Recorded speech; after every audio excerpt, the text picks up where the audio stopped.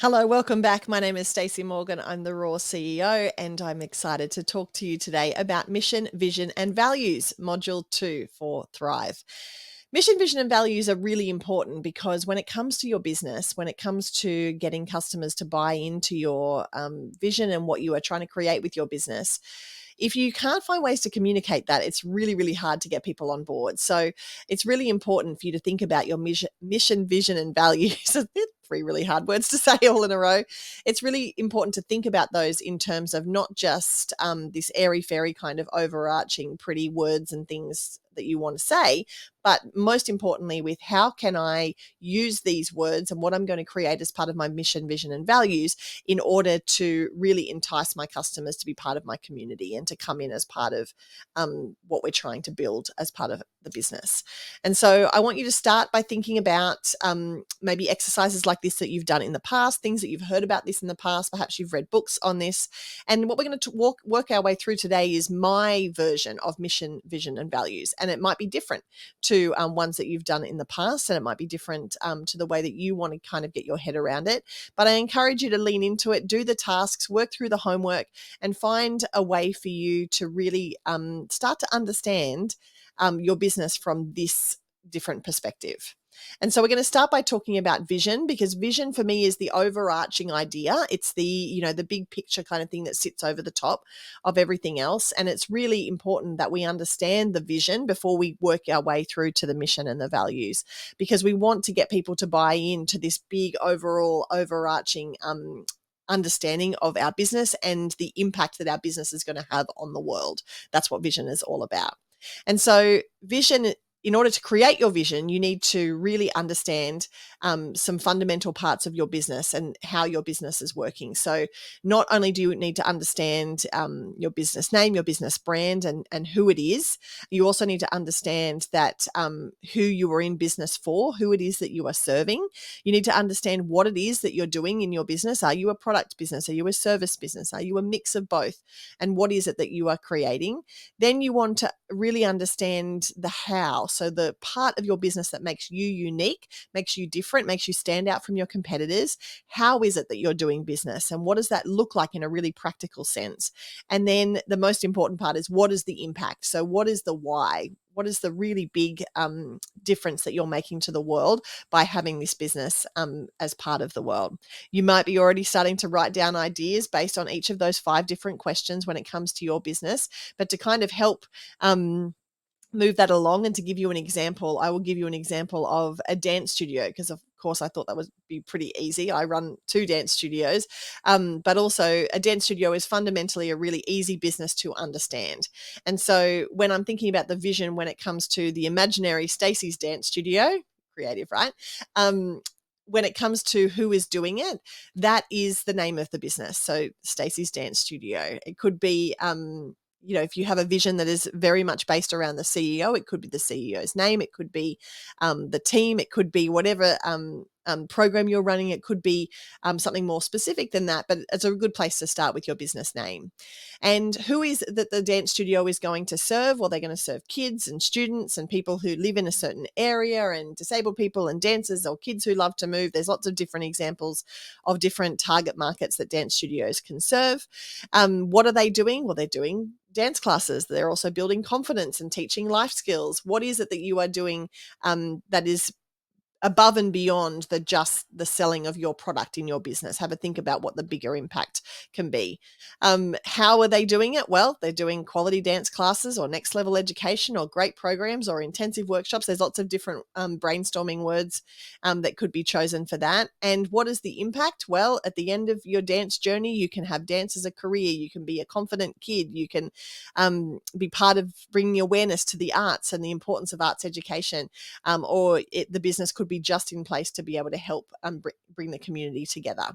And so the example of the vision created from answering those 5 questions and choosing the best answers possible that suit the vision of this imaginary dance studio the most is that Stacey's Dance Studio are teaching dance classes to the young people in the Cooper Nook area through quality dance education and training, giving them the skills to pursue dance as a professional career. And that is the vision statement.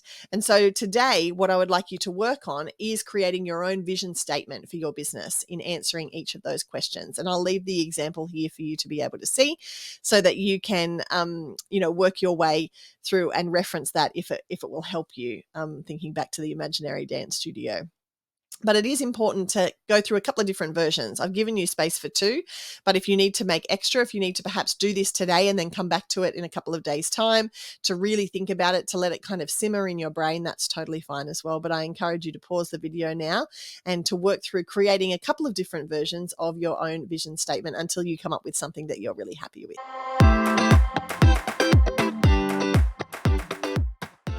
Then when it comes to mission, our mission is the next level down. So vision is the big overarching thought. The mission is the next level down, and the mission is the why. The mission is, what is the point?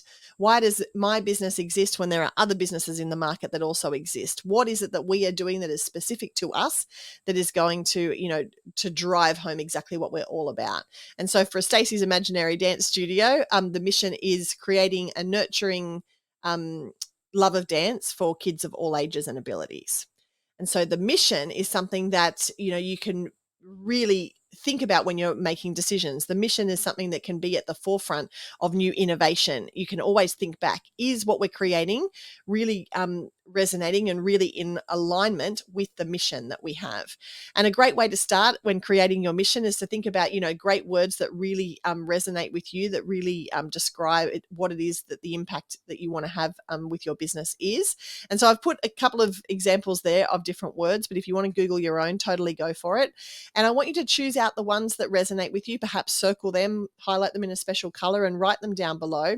And then start thinking about how you can use those words to help craft your own mission statement for your business that's really going to help set you apart from your competitors.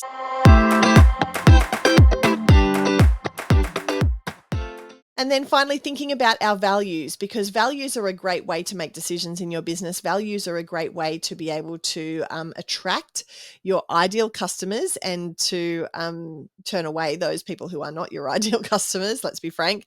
And so when it comes to your values and creating your values in your business, a lot of business owners that I've worked with in the past have really struggled when it comes to what they're trying to think about when it comes to values. They're thinking, these are my personal values, or are these my business values, or is there crossover amongst those, or this is really important to my business, but I don't necessarily do that on a day-to-day basis in my life. And what I want to say to you is, don't be confused, don't be worried that there's crossover between your personal values and your business values. Often, if we are the business owner, there is crossover between what we are trying to achieve and what we want and desire for our life. And so if you do find some values words that are both relevant to your business and also relevant to yourself and your life, that's okay. An example I'll give you is integrity. So integrity is one of my very personal values. And so it would make no sense for me to run a business that was void of integrity, because it's such an important part of me that it wouldn't align well with me to have a business that wasn't really embedded in integrity either. So for each of my businesses, integrity is a really important part. So is authenticity. Again, that's an important part of my life as well as my business. But then there may be other words that you think, okay, that's just part of my business. That's not necessarily part of my life, and vice versa. And so to do this exercise, I encourage you to have a look at these words again, go through the list and circle the ones that really resonate with you, write them down below, and then come up from between 3 and 5 values words that can be useful for your business. And these are the things that will help, make decisions in your business. These are the things that you can run through in terms of a filter. Perhaps you have a customer that's, not behaving, and therefore you can run their behavior or their actions through your values list. Have they been loyal? Have they been acting with integrity? Have they, been bringing harmony or peace or whatever other words you want to choose from the list to our organization? And if not, then, perhaps it's their time to go. It's really important for you to understand, and for your team to understand as well, what these values mean, and for you to communicate these values with your customers as well, so that they can, feel like they're more part of the community that you're building and really resonate more with the business itself. So I encourage you to pause the video now, work your way through your values list and come up with 3 to 5 values. Simon Sinek always says 3 to 5 is good. Don't come up with 10 or 12 because you often get double ups then. So just 3 to 5 words is what you're looking for.